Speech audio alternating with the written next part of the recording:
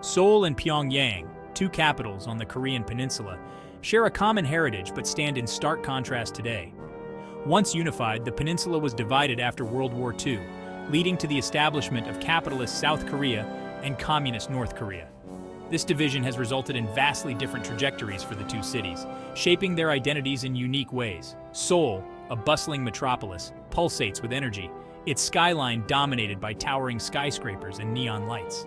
As the capital of South Korea, it boasts a thriving economy and a diverse population. Pyongyang, on the other hand, presents a more controlled facade. Its architecture reflects socialist ideals, with grand monuments and wide avenues. This stark contrast reflects the divergent paths these cities have taken. Despite their differences, both cities share a rich cultural heritage. Traditional Korean architecture can be found in both, a testament to their common past. Ancient palaces and temples offer glimpses into a shared history that predates the division. These remnants serve as a reminder of the deep cultural bonds that connect the two Koreas. The division of Korea has created a unique geopolitical landscape. Seoul, a key ally of the West, represents democratic values and a market-driven economy. Pyongyang, more isolated, follows a socialist path, its policies often shrouded in secrecy. This divide continues to shape the lives of Koreans on both sides of the border. Seoul's skyline is a testament to South Korea's economic prowess. Modern skyscrapers, such as the iconic Lotte World Tower, pierce the sky, symbolizing the country's rapid development. Traditional Korean architecture can be found alongside these modern marvels, showcasing a blend of old and new. The city's architecture reflects its dynamic and ever-evolving nature. Pyongyang's architecture, in contrast, is characterized by grand monuments and socialist realism. The Ryugyong Hotel, an unfinished behemoth, stands as a symbol of the country's ambitions. Wide avenues lined with uniform apartment blocks contribute to a sense of order and control. The city's aesthetic reflects its political ideology and centralized planning. The architectural styles of the two cities reflect their divergent ideologies. Seoul embraces capitalism and globalization, its architecture mirroring its openness to the world. Pyongyang, on the other hand, prioritizes self-reliance and socialist ideals, its architecture reflecting a more inward-looking perspective. These contrasting styles are a tangible manifestation of the division that separates the two Koreas. Seoul throbs with a frenetic energy. People rush through crowded streets, late-night work culture is common, and competition is fierce in all aspects of life. The city's pace reflects South Korea's economic dynamism and ambition. Social interactions are often characterized by a sense of urgency and purpose. Life in Pyongyang moves at a slower, more measured pace. The absence of consumerism creates a different kind of social atmosphere. People go about their daily routines, their lives structured around work units and community activities. Social interactions are often marked by formality and a strong sense of collectivism. The differences in pace of life reflect the contrasting economic systems of the two Koreas. Seoul's fast-paced environment is a product of its capitalist system where competition drives innovation and productivity. Pyongyang's slower pace reflects its socialist system, which prioritizes equality and collective well-being over individual ambition. Despite the stark contrasts, both cities share a strong sense of community. In Seoul, people gather in cafes and restaurants, enjoying the city's vibrant nightlife. In Pyongyang, community events and celebrations bring people together, fostering a sense of shared identity. These social gatherings, though different in form, highlight the importance of social connections in both societies. Downtown Seoul is a vibrant mix of modern skyscrapers, traditional markets, and cultural landmarks. The Myeongdong district, known for its fashion boutiques and street food, attracts locals and tourists alike. The city's downtown area reflects its economic prosperity and cultural dynamism. Pyongyang's downtown is characterized by wide avenues, monumental buildings, and a sense of spaciousness. Kim Il-sung Square, the city's central square, is used for military parades and mass rallies. The absence of advertising and commercial signage creates a unique visual landscape. Housing in Seoul reflects the city's socioeconomic diversity. High-rise apartments dominate the landscape, catering to a range of income levels. Traditional hanok houses, though less common, can still be found in older neighborhoods. The city's housing market is dynamic, reflecting its economic growth and changing demographics. Housing in Pyongyang is primarily provided by the state. Apartment blocks, often uniform in design, are the most common type of housing. Access to housing is often determined by social standing and loyalty to the state. Private homeownership is rare. Seoul is a fashion-forward city, its streets a runway for the latest trends. From high-end designer boutiques to independent shops, Seoul offers a diverse range of styles. South Koreans are known for their fashion sense, often pushing boundaries and embracing individuality. Fashion in Pyongyang, however, is more conservative and uniform. Western-style clothing, particularly jeans and clothing with English-language slogans, is generally discouraged. Traditional Korean attire, such as the hanbok, is often worn for special occasions. Fashion choices reflect the country's socialist ideology and emphasis on conformity. The differences in fashion reflect the contrasting cultural values of the two Koreas. Seoul embraces individuality and self-expression through fashion, reflecting its openness to global influences. Pyongyang, on the other hand, emphasizes conformity and uniformity, reflecting its socialist ideology and desire to maintain cultural distinctness. Despite the stark contrasts, both cities share a common appreciation for traditional Korean clothing. The hanbok, with its flowing lines and vibrant colors, is considered a symbol of Korean identity. While its everyday use may differ, it continues to hold cultural significance in both North and South Korea.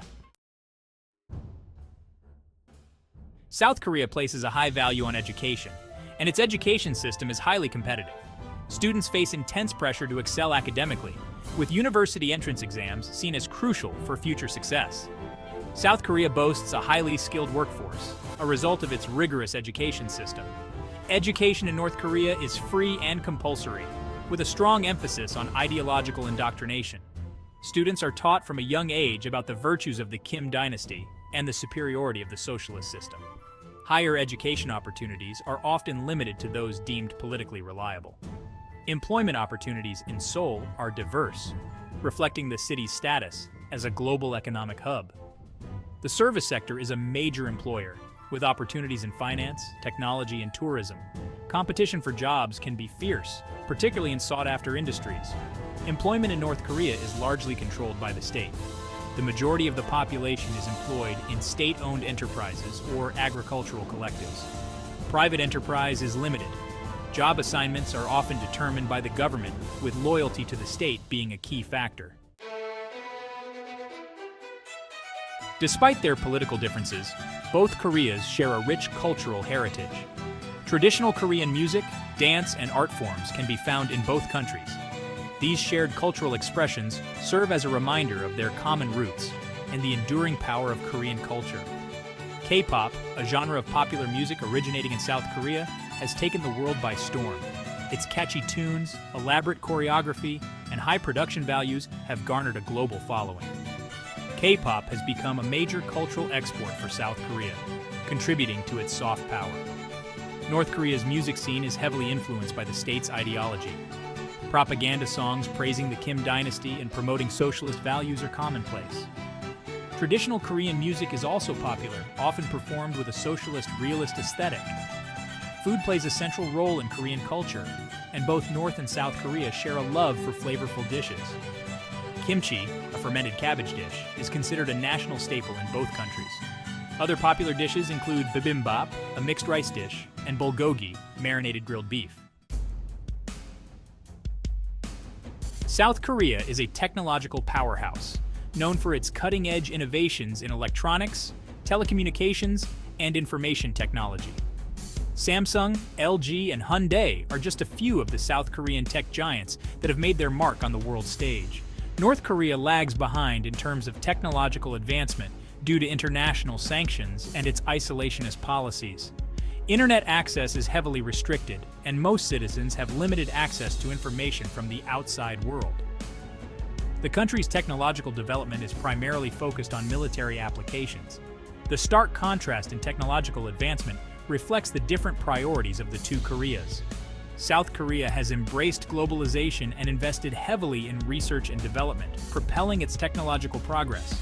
North Korea, on the other hand, prioritizes self-reliance and maintains strict control over information, hindering its technological development. Despite the technological divide, both Koreas recognize the importance of science and technology. South Korea sees it as key to its economic competitiveness, while North Korea views it as essential for national defense and self-sufficiency.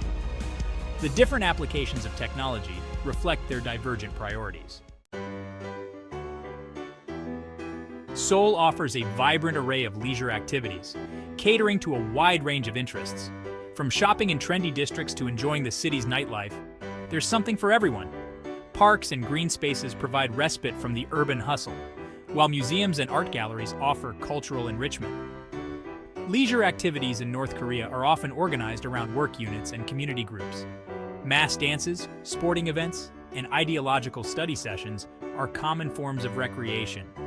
Parks and amusement parks provide opportunities for families to relax and enjoy themselves. The differences in leisure activities reflect the contrasting social structures and values of the two Koreas. Seoul's diverse leisure options cater to individual preferences, reflecting its individualistic culture. Pyongyang's emphasis on collective activities reflects its socialist ideology and the importance of social cohesion. Despite the different approaches to leisure, both Koreas share a love for sports.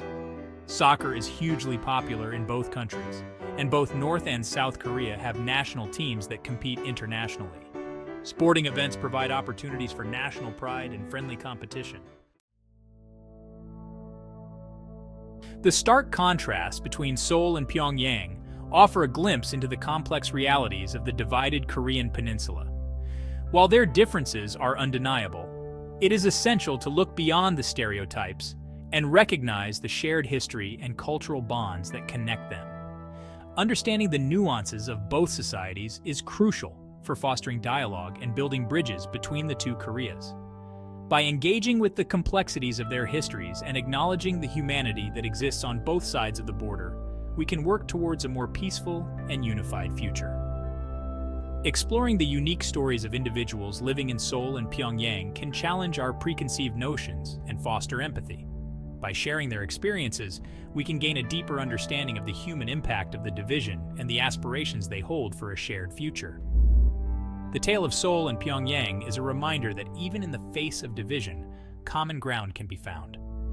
By embracing our shared humanity and working towards understanding, we can contribute to a future where the Korean Peninsula is no longer defined by its differences, but by its shared heritage and aspirations for peace.